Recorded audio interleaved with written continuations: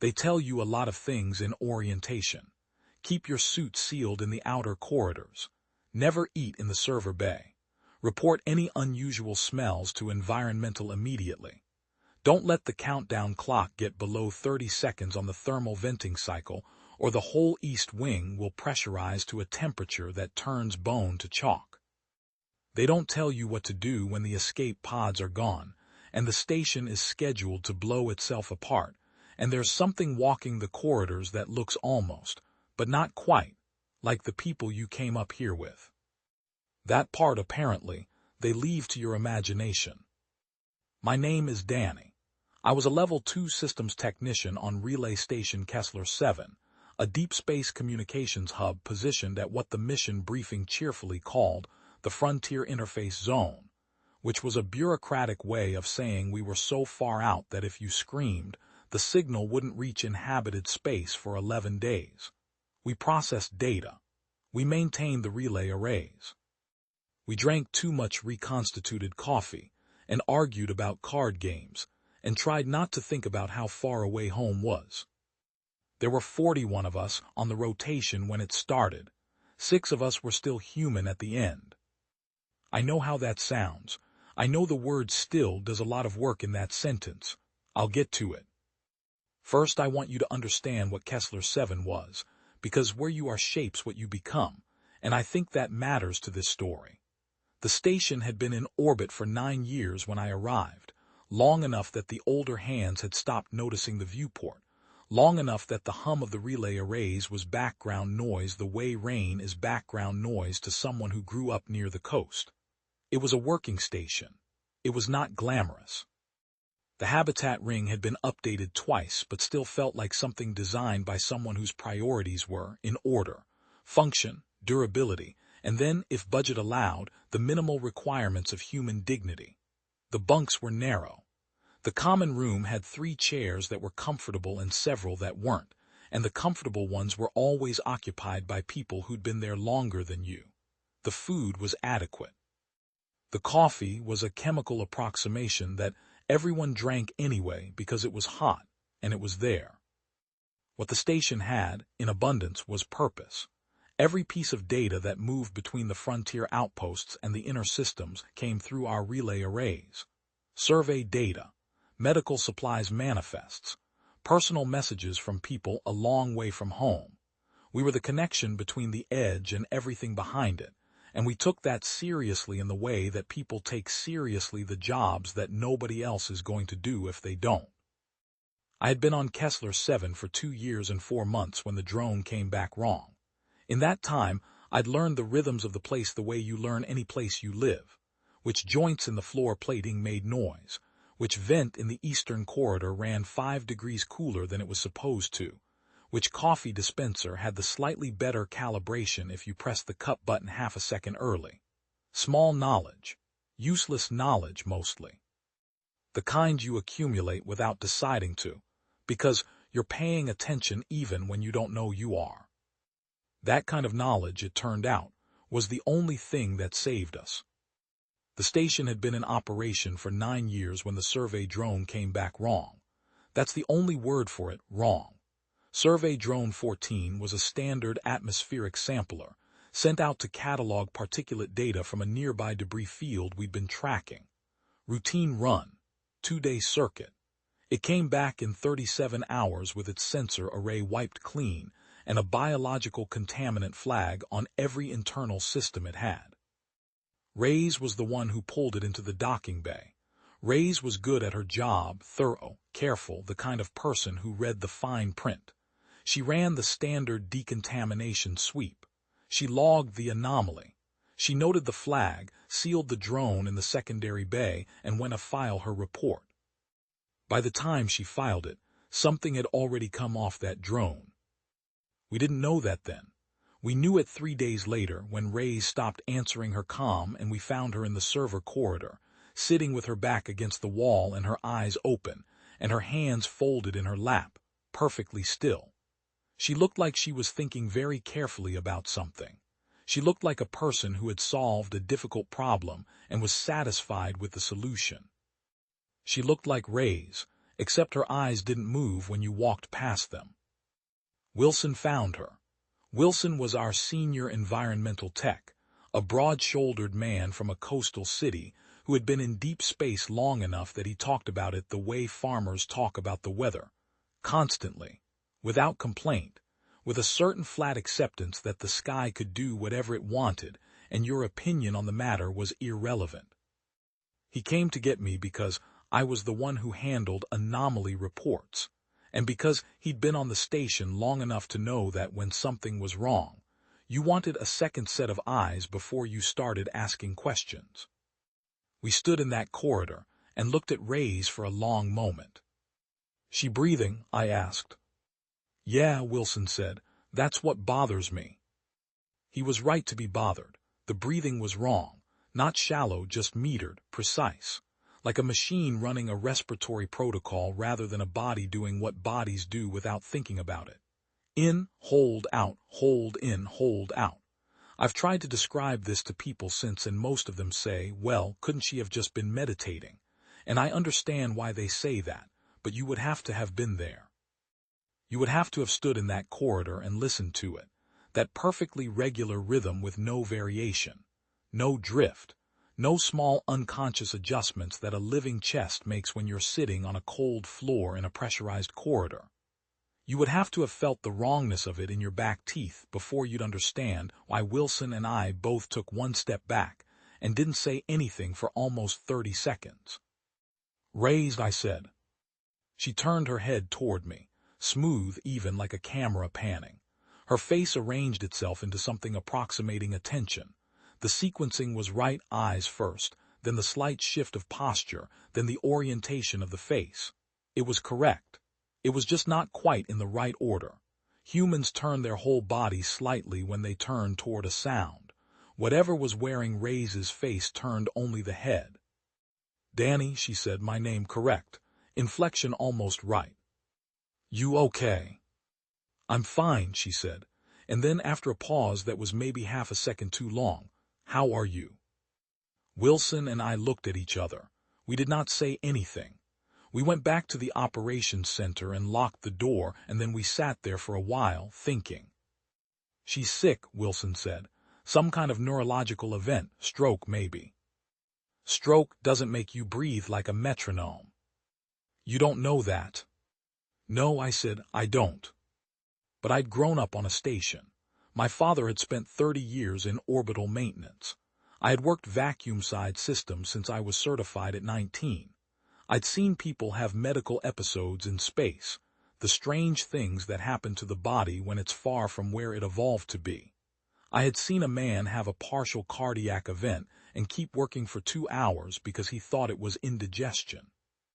I had seen a woman develop nitrogen narcosis on an EVA and become briefly convinced she was underwater.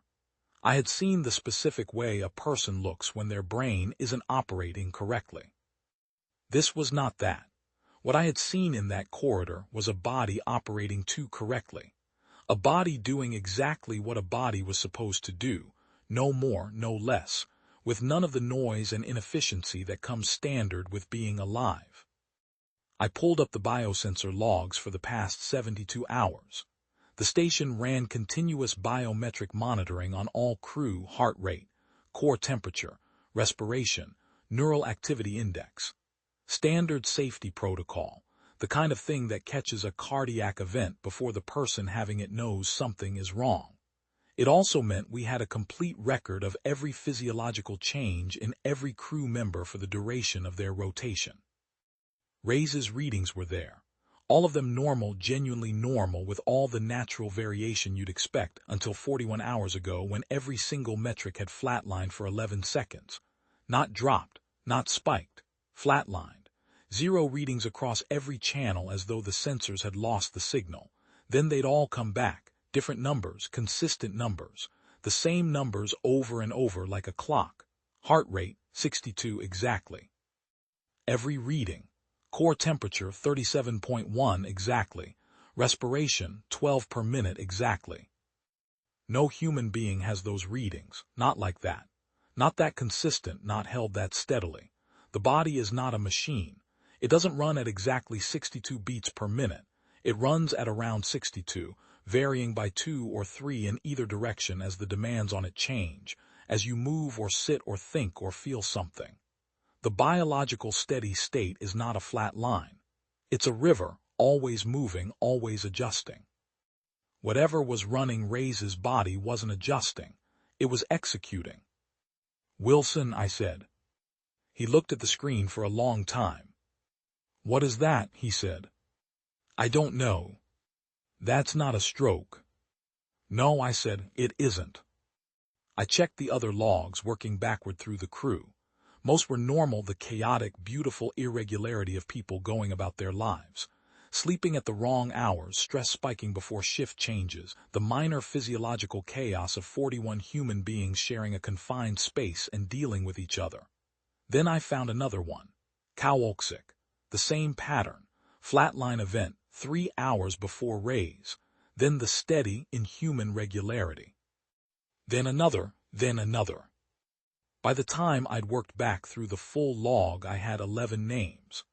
11 crew members who had undergone the flatline event at different times over the past 2 days, in what appeared to be a spreading pattern that started near the drone bay and moved outward through the station's living sections.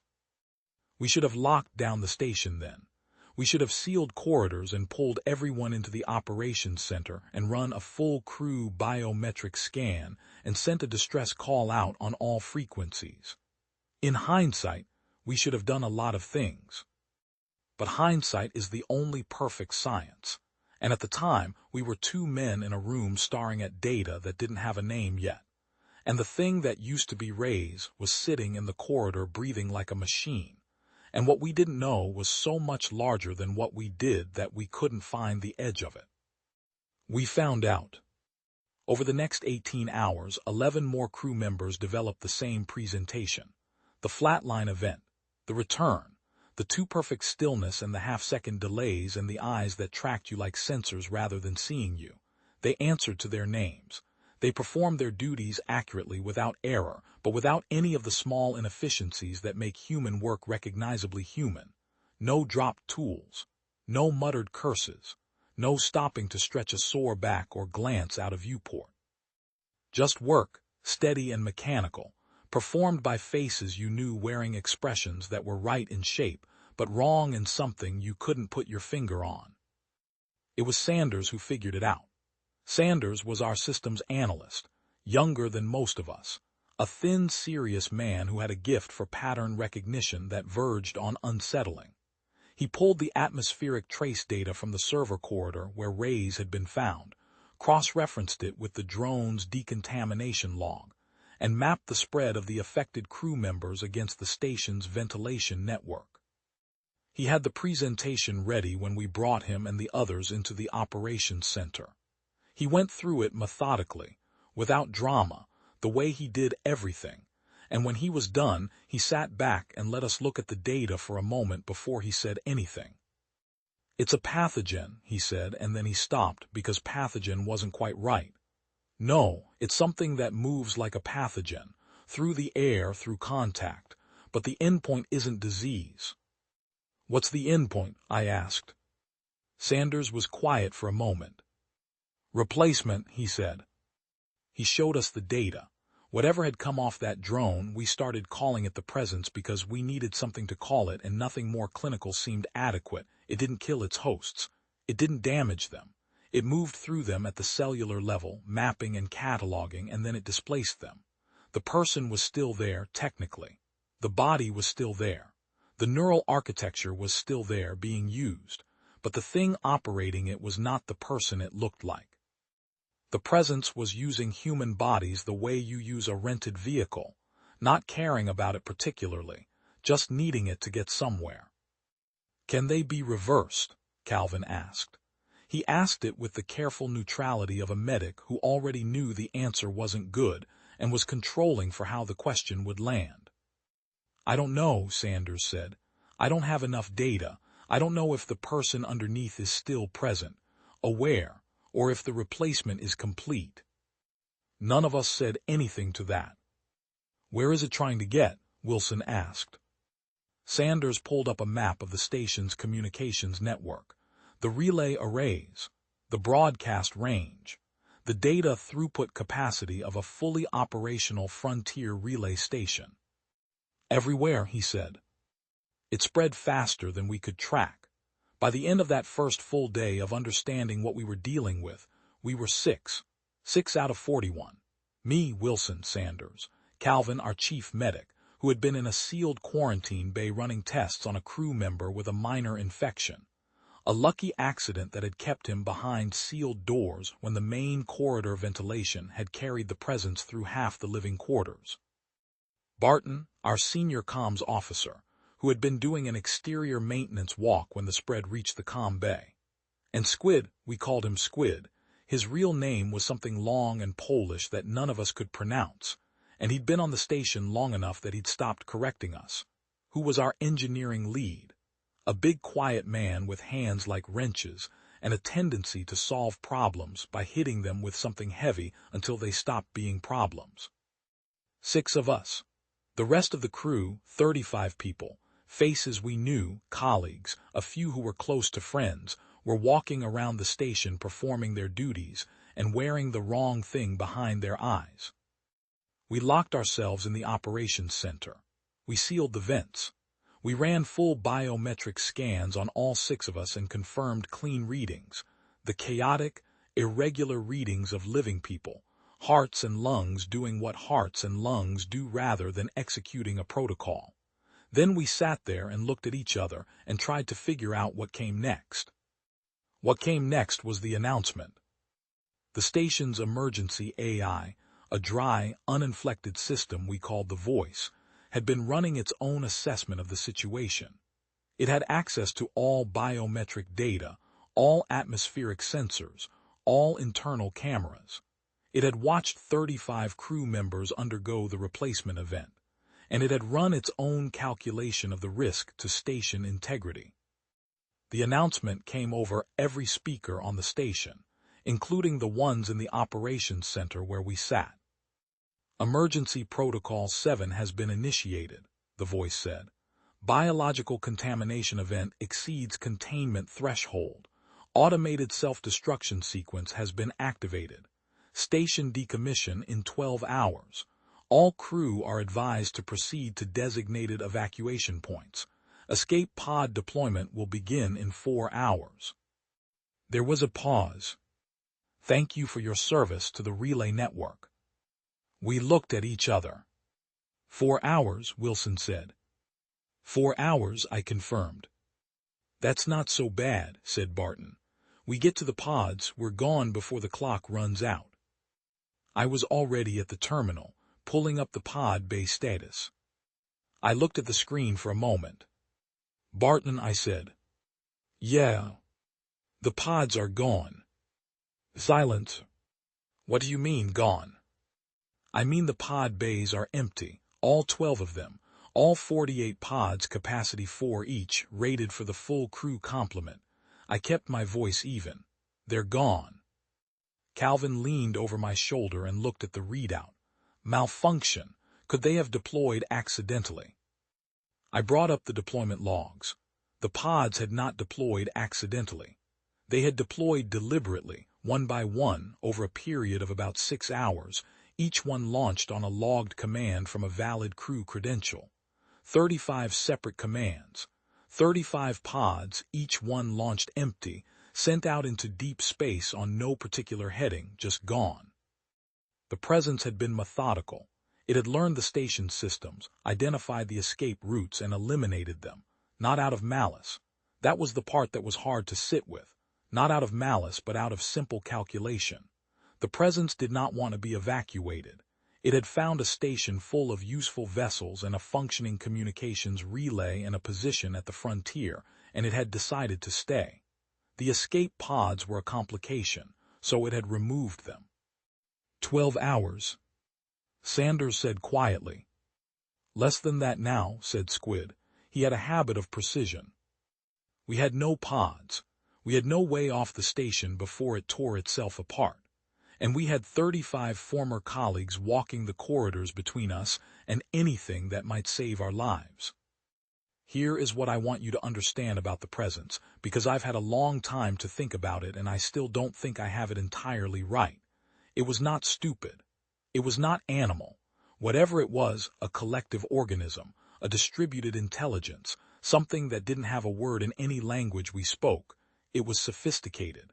It had learned human language by listening to us. It had learned station systems by occupying the people who operated them. It could mimic conversation, perform maintenance tasks, navigate social situations well enough to pass casual inspection. When it occupied a person, it kept everything it found there. The memories, the learned skills, the procedural knowledge of a job. The presence that occupied Kowalczyk still knew how to run the propulsion diagnostic sequence because Kowalczyk knew how and it had kept that. The presence that occupied Ray's still knew the server architecture because Ray's knew it cold. What it could not do, what I don't think it was capable of, on some fundamental level, was improvise. The people it had replaced were still performing their duties, accurately, by the book. They were doing exactly what their job descriptions required them to do, following protocol precisely, making no errors. But they weren't adapting. They weren't responding to the situation as a situation. They were responding to it as a set of data inputs to be processed and answered with the correct output. When something unexpected happened, there was a delay while the presence consulted its gathered data and calculated an appropriate response. And occasionally, just occasionally, the calculation was wrong in small ways that a human would never be wrong. Not wrong in the obvious sense of doing the incorrect thing. Wrong in the way a translation is sometimes wrong, technically accurate, missing the point. Sanders noticed it first.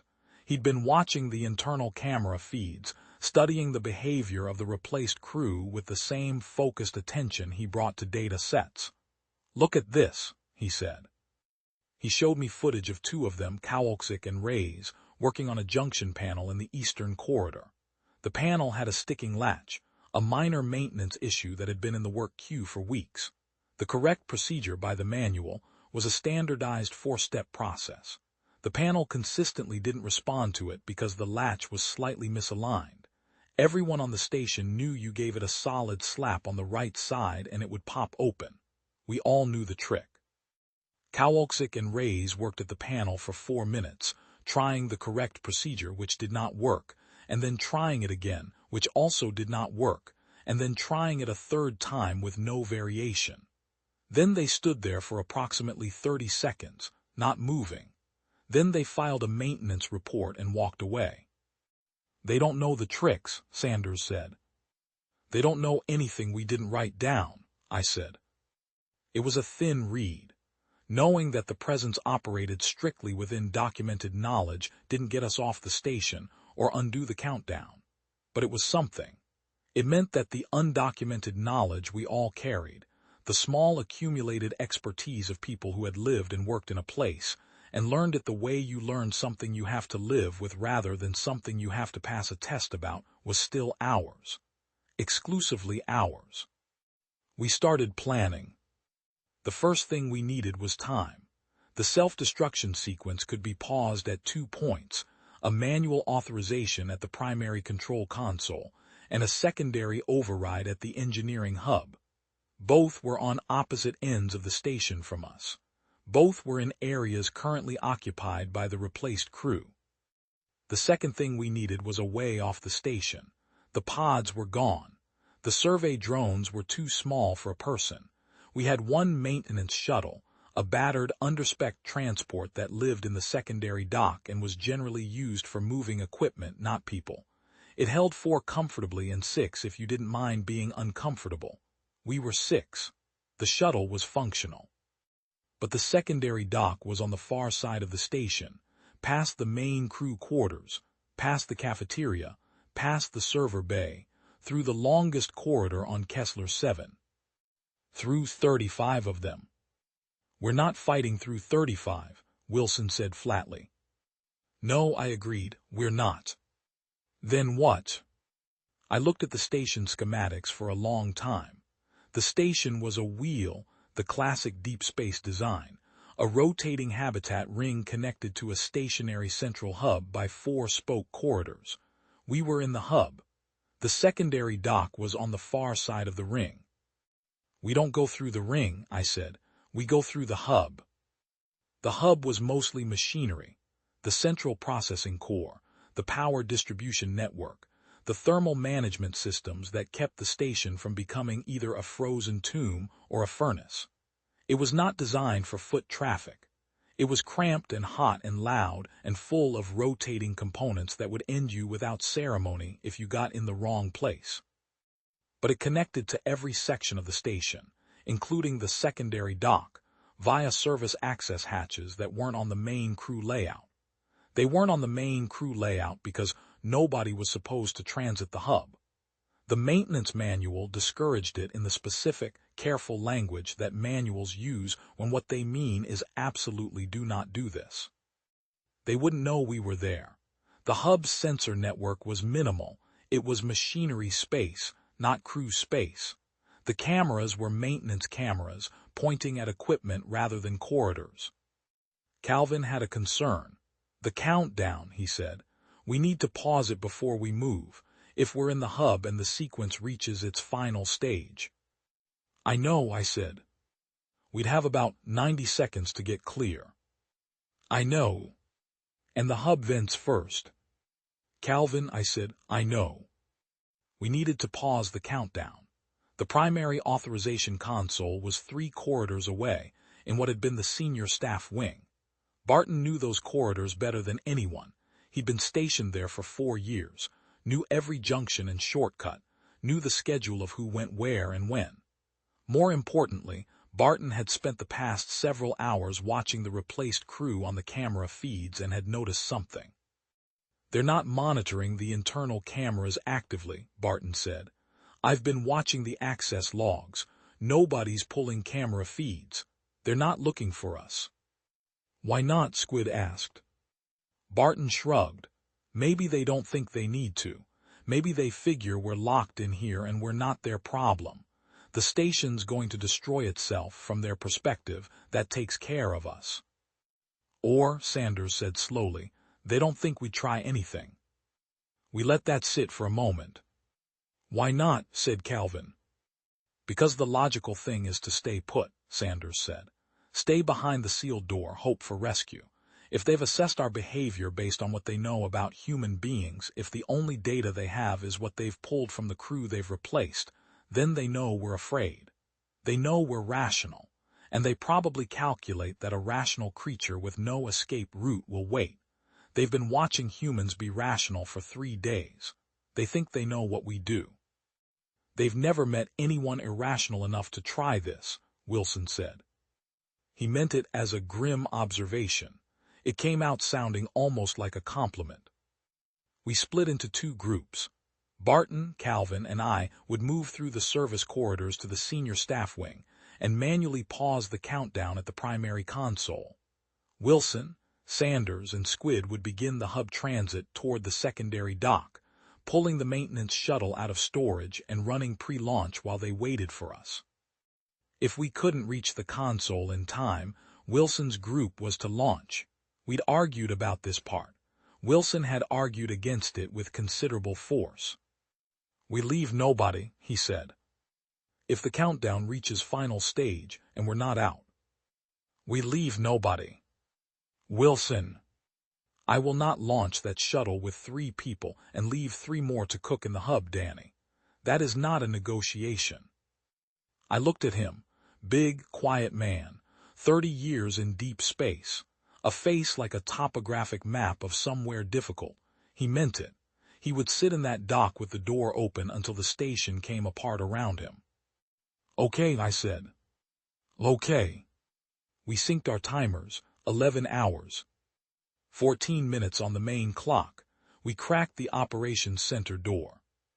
The corridor was empty. I want to tell you it felt heroic, moving through those corridors. It didn't. It felt like the worst walk of my life, which is saying something because I have had some genuinely bad walks. It felt like every sound I made was enormous, like my boots on the deck plating were broadcasting our position to everything on the station, like the air itself was watching. My mouth was dry.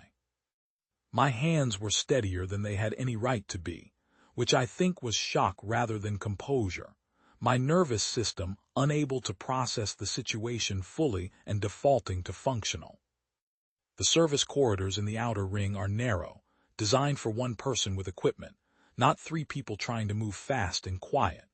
We went single file, Barton leading because he knew the layout, me in the middle, Calvin behind with a medical kit and the access tools we'd need for the console. Barton moved with a confidence I recognized, the confidence not of someone who isn't afraid, but of someone who has decided that being afraid is not the most useful thing right now. He'd been in the service corridors more than any of us, running cable and chasing signal problems, and he knew every junction. We heard them, the replaced crew moving through the main corridors on the other side of the walls. Their footsteps were even, steady. The same cadence every time, none of the variation you get from people who are thinking about where they're going or distracted by something or tired or just having a moment where they slow down because they need a second. Just the same measured pace, over and over like a clock. Once separated from us by only the thin partition of a service corridor wall, two of them held a conversation. I pressed myself flat against the wall and listened. Their voices were correct. Their words were correct. But there was something underneath the words, a quality, a texture that wasn't quite right, like the difference between music played from sheet and music played from memory. Both might hit every note. Only one of them knows what the song is for. We made it to the junction that connected the service corridor to the senior staff wing. Barton held up a hand. We stopped. He pressed himself against the wall and looked through the inspection window into the main corridor beyond. Two of them standing at a junction, apparently in conversation. Their mouths were moving. I couldn't hear through the wall. We waited. This is the thing about the presence that I think it never anticipated. We're patient. We spent 9 years on that station running 6-month rotations in deep space, and patience was not something we lacked. We had all, at various points, spent long hours doing nothing because the job required waiting, and the job came first. We waited, and we didn't fidget, and we didn't speak. And eventually the two replaced crew members finished their exchange and moved off in different directions, and the corridor was clear. Barton moved fast when the way was open. Through the junction, across the main corridor, into the senior staff wing in maybe 6 seconds. Then we were in the wing, and the primary console was at the end of the hall, and the countdown was at 10 hours 42 minutes, and we had time. Except there was someone in the senior staff wing. She was sitting at the communications terminal at the far end of the hall, her back to us, working. Her name had been Quan before. She'd been a data analyst. She'd had a laugh that you could hear through walls and a collection of miniature succulents she'd spent 3 rotations cultivating in the hydroponics bay. Whatever was sitting at that terminal now wore her face and her hands and the particular way she held her shoulders when she was concentrating. Barton looked at me. I looked at Calvin. Calvin looked at the console, which was maybe 15 meters past Quan. Here is the thing they couldn't calculate. We didn't freeze. I walked down the hall. Not running, not sneaking, just walking at a normal pace the way you walk when you belong somewhere. I'd watched the replaced crew all day. I knew their gait. I kept my eyes forward. "Danny," Barton hissed behind me. I kept walking. The one that wore Quan turned at the sound of my footsteps. The camera pan motion of the head, the precise centering of the gaze. It looked at me. "Danny," it said. My name, the correct inflection, the half-second delay. "You should be in the operations center." "Needed a part," I said. I didn't slow down. "Calibration module for the atmospheric sensor. Sanders sent me." Another half-second delay. The presence, consulting its data, running its calculation. Was this plausible? Was this something a human would do? It was reviewing everything it knew about station procedure, about me, about how people moved and spoke and explained themselves. The calculation took about a second, maybe a second and a half. I was past it by then, at the console, and Calvin was beside me, and Barton had his back to both of us watching the corridor, and Calvin's hands were on the panel running the authorization sequence he'd memorized for 3 years because he'd written half the emergency protocols himself. The President stood up from the terminal. "Danny," it said. Its voice was different now. Not different in a way I could precisely define, but different. Like when a signal picks up interference and the voice is still words, but there's something else underneath. The self-destruction sequence is a safety measure. It should not be interfered with. "You're right," I said. "It's a safety measure. We want to make sure it executes correctly." Another pause. "That is not standard procedure." Calvin hit the final authorization key. The countdown paused. 10 hours, 38 minutes, frozen on the display. "Done," Calvin said quietly. The President took a step toward us. Its face did something complicated, not quite an expression, more like the suggestion of one, the place where an expression would go if there were a person behind the face making it. We ran. Not elegant, not strategic. We ran back up the corridor the way we'd come, through the senior staff wing, through the junction, back into the service corridor, and we pulled the hatch behind us and locked it and stood there in the narrow, dark space breathing hard. From the other side of the hatch, nothing, no pursuit. Barton's hands were shaking, mine were too. "It didn't chase us," Calvin said. "No," I said. "Why not?" I thought about it. Because chasing us wasn't in the protocol. It was supposed to stop us at the console. We got past it. The next step would be to reinitiate the countdown. But we paused it with a command that has to be manually overridden, and the override console is in the engineering hub, Barton said. "Right, so it'll head there. And we just bought ourselves time it wasn't expecting to give us." We moved. Hub transit was worse than the service corridors. The central processing core of a relay station is not meant for human occupation. It's meant for machines to do machine work in, and it makes no concessions to anything biological. The heat runs around 42 degrees Celsius in the active sections. The noise is constant and total, a layered mechanical roar that gets inside your head and sets up residence there. That makes it impossible to think in words because the words drown before they form. You think in images instead, in shapes and distances, in the space between moving components and the timing you need to pass through them. The rotating components run on schedules that the maintenance manuals will tell you clearly, but you have to know which manual section to look at, and the only person who had that memorized was Squid. We were on the wrong side of the hub from Squid. We went anyway. I have never been so aware of my own body as I was in that hub. Every breath felt like a decision. Every step was a calculation. Where is the next clearance? Which component is in rotation? How long before the thermal vent cycle? Where is the next handhold? The noise was so encompassing that I couldn't hear my own thoughts, and I had to navigate by feel and memory. And the schematics I'd been reviewing for the past 6 hours, trying to hold the layout in my head three-dimensionally while sweat ran into my eyes, and the heat pushed into every space it could find. Barton lost his footing on a coolant-slicked service platform and caught himself on a conduit housing that was, fortunately, not active. He hung there for a moment with both hands on the conduit and his feet scrabbling for purchase on the platform edge. His face was the color of old brick. I grabbed his collar and hauled, and he found his footing, and we stood there for 3 seconds not moving. Both of us listening to the machinery and to our own heartbeats, and to the thin possibility that we were going to make it. He looked at me with an expression that was equal parts relief and fury, and then we kept moving. We found the others on the far side of the hub, in the equipment staging area adjacent to the secondary dock. Squid was running pre-launch checks on the shuttle with the methodical calm of a man who has decided not to think about the alternatives, and is therefore thinking very clearly about the task in front of him. Wilson was watching the dock entrance with his arms crossed, and the particular stillness he had when he was alert.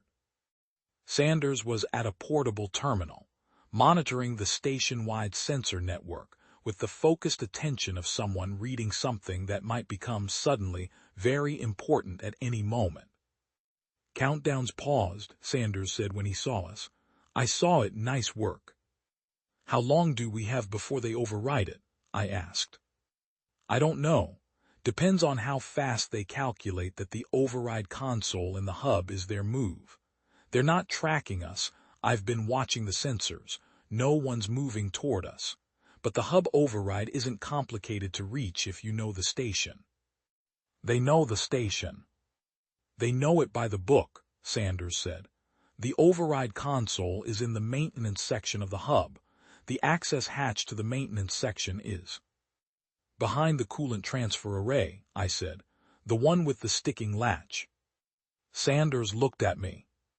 "They can't open it," I said. "It sticks. We've been meaning to fix it for months.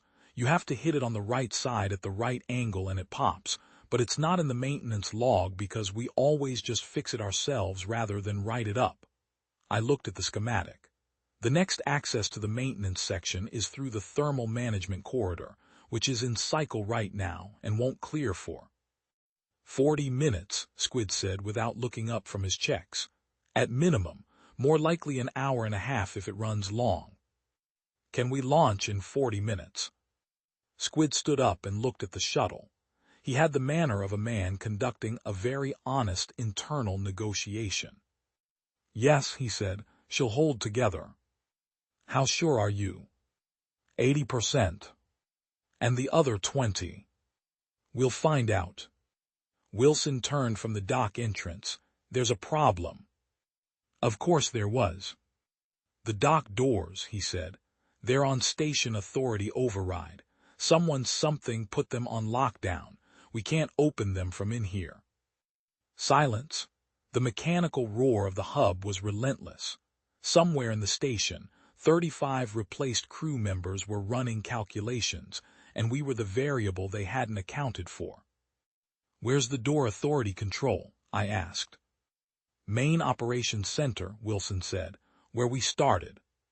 "We don't have time to go back." "No.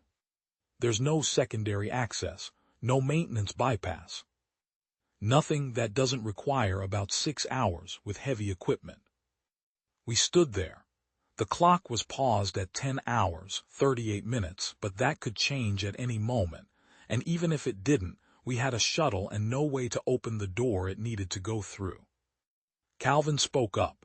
He'd been quiet, thinking, the way Calvin thought, carefully, thoroughly, like he was reading through something dense and wanted to be sure he hadn't missed anything. "The dock doors open automatically for emergency pod launches," he said. "The pods are gone," Barton said. "Right, but the trigger for the emergency open isn't the pod specifically. It's the launch signature, the thermal and pressure event that a launch creates in the dock space. If we can generate that signature." "We'd need something to generate it," Sanders said. "The shuttle's emergency thruster pack," Squid said. He said it the way he said most things, flat, without performance, as a statement of fact. "If I fire the emergency thrusters while she's still in dock, the heat and pressure signature will match a pod launch closely enough that the automatic system should read it as an emergency deployment." "Should," I said. 85%, Squid said. "You're becoming an optimist. The alternative is 100% certain to not work." "What happens to the shuttle if you fire the emergency thrusters in dock?" Wilson asked. Squid considered this with what I had come to recognize as his pre-bad news expression. "The blast deflectors will absorb most of it. The forward section will be fine. The aft section will be significantly less fine." "Will we still fly?" "We'll still fly. We'll fly ugly, and she'll need a complete refit when we get wherever we're going, but she'll fly." "Okay," I said. "One more problem," Squid said. "Of course," said Barton. "Someone has to be outside the shuttle when I fire the thrusters. Inside the dock, but not in the shuttle. The pressure event has to register as coming from the dock space, not from within a closed hull. If I fire from inside the shuttle with the ramp up, the sensor signature is wrong, it reads as internal. He paused. Someone has to trigger the thrusters from the exterior panel, then get aboard before the door opens and we leave. Everyone was quiet for a moment. How long from trigger to door open? I asked. 15-20 seconds if the system accepts the signature, maybe 30. And then we launch. Immediately.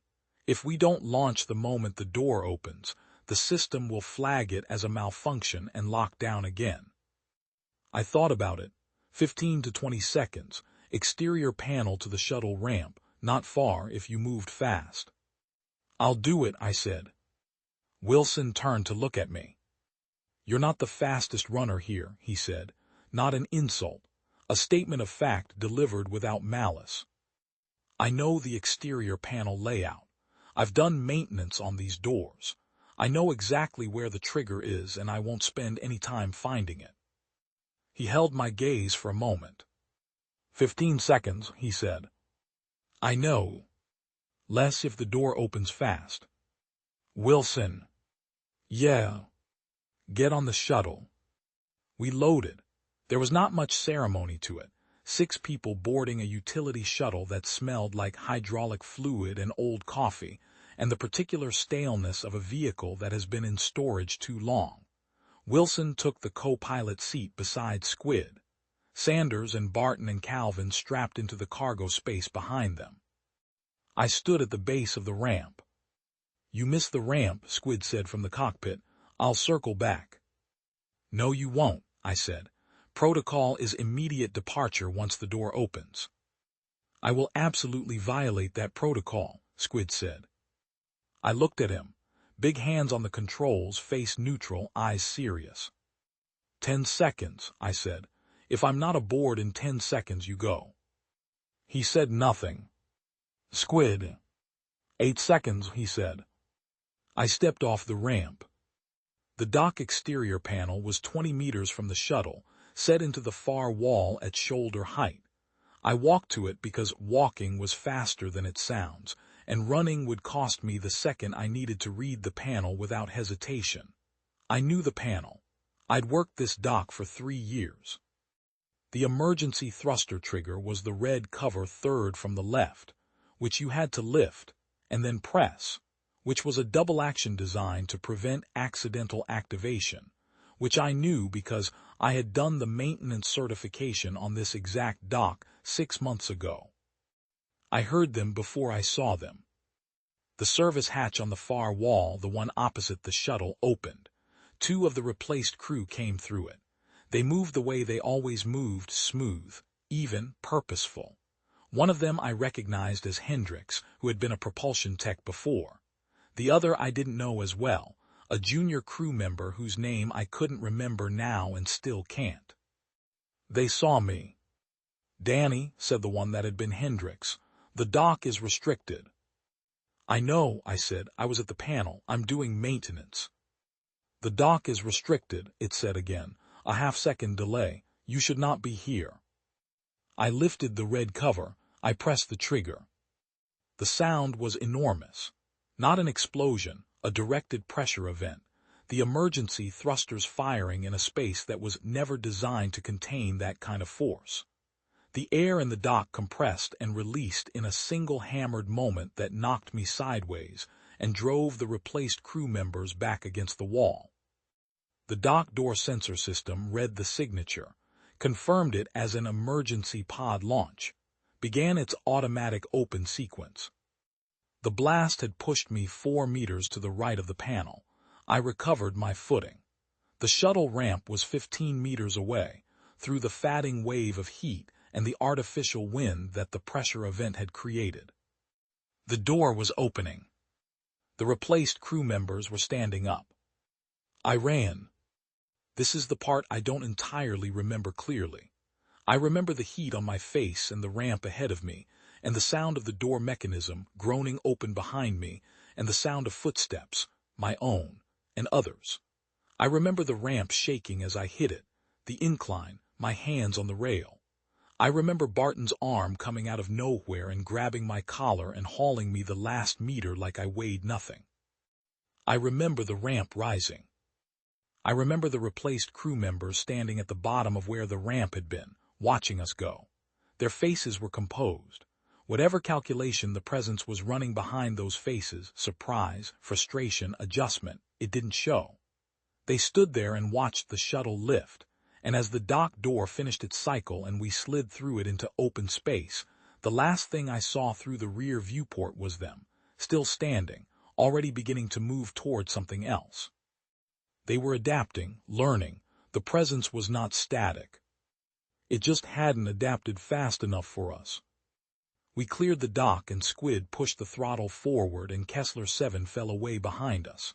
The shuttle shuddered, the aft section was damaged, the ride was rough, every vibration a reminder of how close the margins had been, but it flew. Squid had been right. 80% had been enough. Wilson sent out a distress call on all frequencies the moment we had clearance.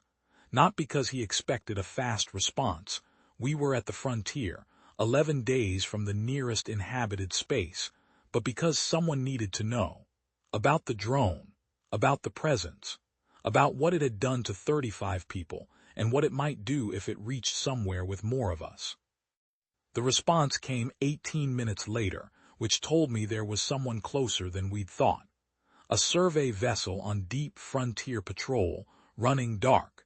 They'd picked up our signal and they wanted to know what had happened to Kessler-7. Barton handled the comm. He is better at explaining things than I am. He laid it out clearly, professionally, the way you brief an incoming response crew when you want them to understand the severity without panic. I listened from my position in the cargo bay, sitting on the deck with my back against the bulkhead, and I looked at my hands, which had stopped shaking sometime in the past few minutes. The station was still visible through the small viewport at the back of the cargo bay. A wheel, turning in the dark, running lights cycling through their automated sequence, looking for all the world like a functional outpost doing its work. Inside it, something that wasn't us was thinking. It knew now that humans didn't wait. It had calculated that a rational creature with no options would sit still, and it had been wrong, and it was revising. Whatever it figured out in that station over the next hours or the next 11 days would be the beginning of its education in what we were actually like. What we did when the clock was running. What we did when the door was locked. What we did when the math said stop and something in us said no. I wondered what it would conclude. I wasn't afraid of the answer. That surprised me sitting there, hands finally still, watching the station turn. I wasn't afraid. I was tired and I was hollowed out by what had happened to people I'd known, people who were still in there somewhere, and I didn't know if that part was going to be okay, if they could be brought back or if the presence was permanent. I hoped. I still hope, but I wasn't afraid. We had shown it something it hadn't known existed, something that didn't stop when stopping was logical. Something that hit a latch on the wrong side until it opened. Something that ran when it should have frozen and waited when it should have run and argued with a countdown clock, because the countdown clock wasn't the one calling the shots. The survey vessel matched our trajectory 6 hours later and took us aboard. Hot food, actual gravity, a medical bay that smelled like antiseptic incompetence. Calvin cried in the medical bay. So did Barton. I didn't, but I sat with Wilson in the debriefing room for a long time without either of us saying anything, which was its own kind of relief. There is a specific silence between people who have been through something together that isn't uncomfortable and isn't comfortable either. It's just full. You don't need to fill it. You sit in it and let it be what it is. Wilson poured 2 cups of whatever the survey vessel was calling coffee and pushed one across the table to me, and we drank it in that silence, and that was enough. They sent a response team to Kessler-7 with full containment equipment. I won't tell you what they found, because I don't have authorization to tell you, and because some of it I only know secondhand, and I've said enough secondhand things for one lifetime. What I'll tell you is this: the station is gone. The self-destruction sequence was eventually reinitiated by someone with the proper authority, and Kessler-7 decommissioned on schedule, as designed. The relay network was rerouted through a different hub. A new station is being built on a different heading, with new protocols, with survey drone decontamination standards that would make Ray's, the real Ray's, either laugh or cry, depending on her mood when she read them. We spent 9 months in debriefing, the 6 of us. They wanted to understand everything. Every decision, every moment, every detail we could remember. I told them everything I've told you and more, the texture of the air in the hub, the exact cadence of those footsteps through the corridor wall, the way the Quan that wasn't Quan had held very still when I walked past it, running its calculation. They asked good questions. They were trying to understand the presence, which I could appreciate, and they were trying to understand us, which I found more interesting. The question they kept coming back to was why we hadn't waited, why we'd moved when every rational analysis said staying put was the safer option. I tried to explain it multiple times in multiple ways, and the best I could manage was, because waiting felt like dying and moving felt like trying, and we were the kind of people who needed to feel like they were trying. That didn't fully satisfy them. I don't think it fully satisfied me either, but it was the truest thing I had. Sanders went home after the debriefing was done. He said he'd had enough of deep space, that his pattern recognition gift was better suited to problems where you didn't have to run through a hot machine corridor to apply it. I don't blame him. Barton went home too, though he went back eventually. He couldn't stay away from the comms work, said it was the only thing he knew how to do completely, and that the frontier needed people who knew how to do things completely. Calvin is still practicing medicine, just not in space, and I hear he's very good at it, that he has a reputation for thoroughness that his patients find reassuring, and his colleagues find slightly exhausting. Squid took a position with a shipyard where he can hit things with a wrench on his own schedule, and nobody asks him to explain his methods as long as the result works. Wilson retired. He told me, on the last day we were all together, that he'd thought about that 8-second negotiation at the shuttle ramp more than any other moment in the whole sequence. Not the running, not the pressure event, not the moment we got through the dock door. The moment when he'd said 8 seconds instead of 10, and I'd chosen to trust that he meant it. "Why 8?" I asked him. He shrugged, a long, slow shrug, the kind he gave when he'd already made peace with something. 10 sounded like a round number, he said. 8 sounded like I meant it. I still think about that. About the difference between a number that sounds right and a number that means something.